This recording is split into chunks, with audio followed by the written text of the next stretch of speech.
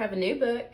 You are reading about something colorful in your packet today, in your article. So I thought we could read about a colorful kid in a bad case of stripes.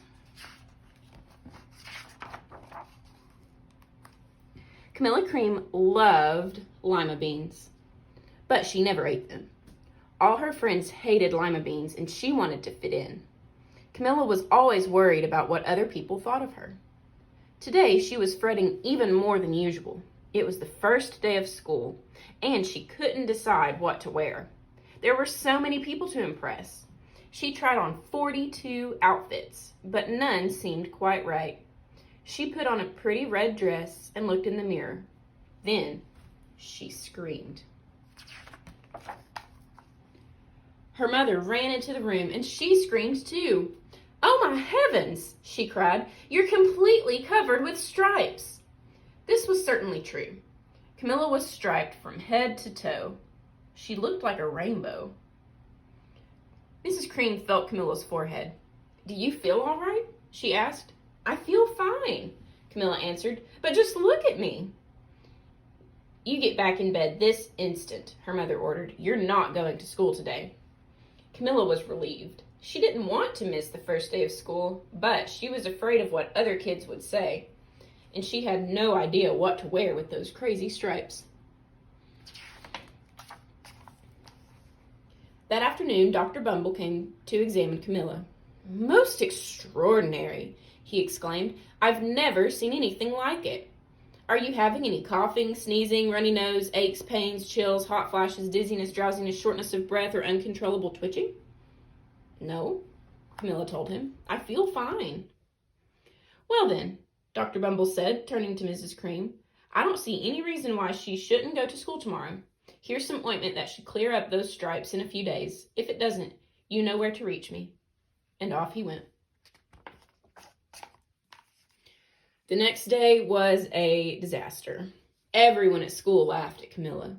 They called her Camilla Crayon and Night of the Living Lollipop.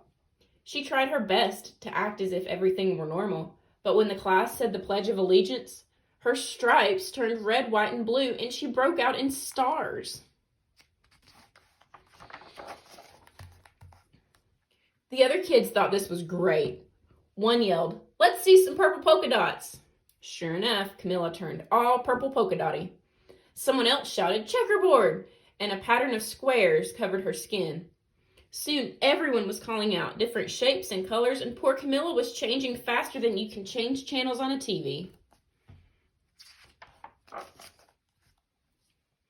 That night, Mr. Harms, the school principal, called. "I'm sorry, Mrs. Cream," he said. "I'm going to have to ask you to keep Camilla home from school.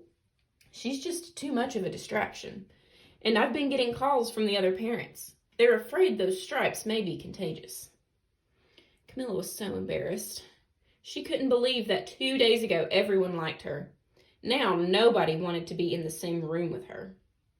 Her father tried to make her feel better. "Is there anything I can get you, sweetheart?" he asked. "No, thank you," sighed Camilla. What she really wanted was a nice plate of lima beans, but she had been laughed at enough for one day. Well, yes, I see," Dr. Bumble mumbled when Mr. Cream phoned the next day. "I think I'd better bring in the specialists. We'll be right over." About an hour later, Dr. Bumble arrived with 4 people in long white coats. He introduced them to the Creams. "This is Dr. Grop, Dr. Sponge, Dr. Cricket, and Dr. Young." Then the specialists went to work on Camilla. They squeezed and jabbed, tapped and tested. It was very uncomfortable. "Well, it's not the mumps," concluded Dr. Grop. "Or the measles," said Dr. Sponge. "Definitely not chicken pox," put in Dr. Cricket. "Or sunburn," said Dr. Young. "Try these," said the specialists. They each handed her a bottle filled with different colored pills. "Take one of each before bed," said Dr. Grop. Then they filed out the door, followed by Dr. Bumble. That night, Camilla took her medicine. It was awful. When she woke up the next morning, she did feel different, but when she got dressed, her clothes didn't fit right. She looked in the mirror, and there, staring back at her, was a giant, multicolored pill with her face on it. Dr. Bumble rushed over as soon as Mrs. Cream called. This time, instead of the specialists, he brought the experts. Dr. Gord and Dr. Mellon were the finest scientific minds in the land. Once again, Camilla was poked and prodded, looked at and listened to. The experts wrote down lots of numbers. Then they huddled together and whispered. Dr. Gord finally spoke. "It might be a virus," he announced with authority. Suddenly, fuzzy little virus balls appeared all over Camilla. "Or possibly some form of bacteria," said Dr. Mellon. Out popped squiggly little bacteria tails. "Or it could be a fungus," added Dr. Gord. Instantly, Camilla was covered with different colored fungus splotches. The experts looked at Camilla, then at each other. "We need to go over these numbers again back at the lab," Dr. Gord explained. "We'll call you when we know something." But the experts didn't have a clue, much less a cure. By now, the TV news had found out about Camilla. Reporters from every channel were outside her house telling the story of the bizarre case of the incredible changing kid. Soon, a huge crowd was camped out in front of the lawn.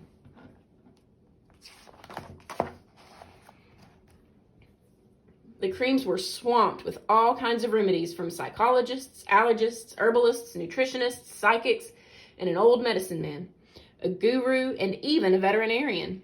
Each so-called cure only added to poor Camilla's strange appearance until it was hard to even recognize her. She sprouted roots and berries and crystals and feathers and a long, furry tail. But nothing worked.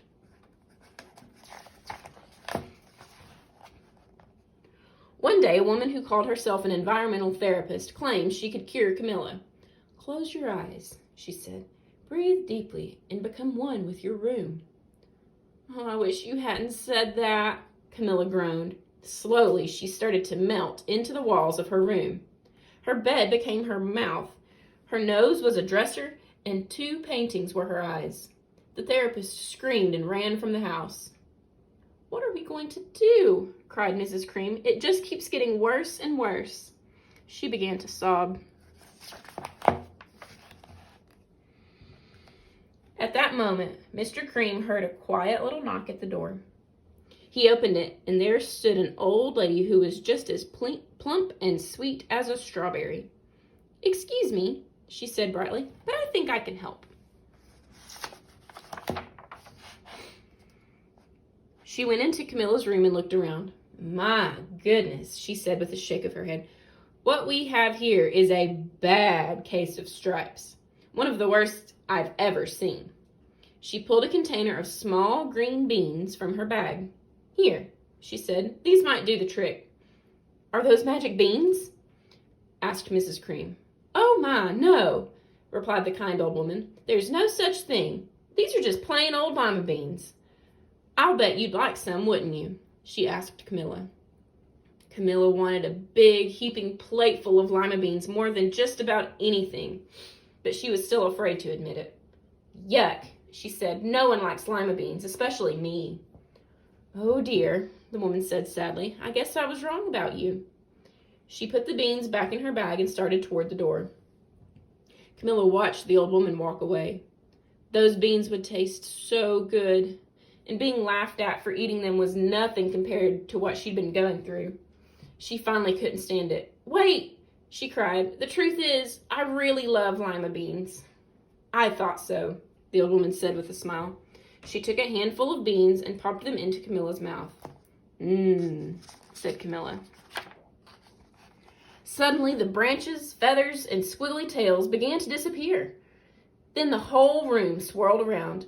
When it stopped, there stood Camilla, and everything was back to normal. "I'm cured!" she shouted. "Yes," said the old woman. "I knew the real you was in there somewhere." She patted Camilla on the head. Then she went outside and vanished into the crowd.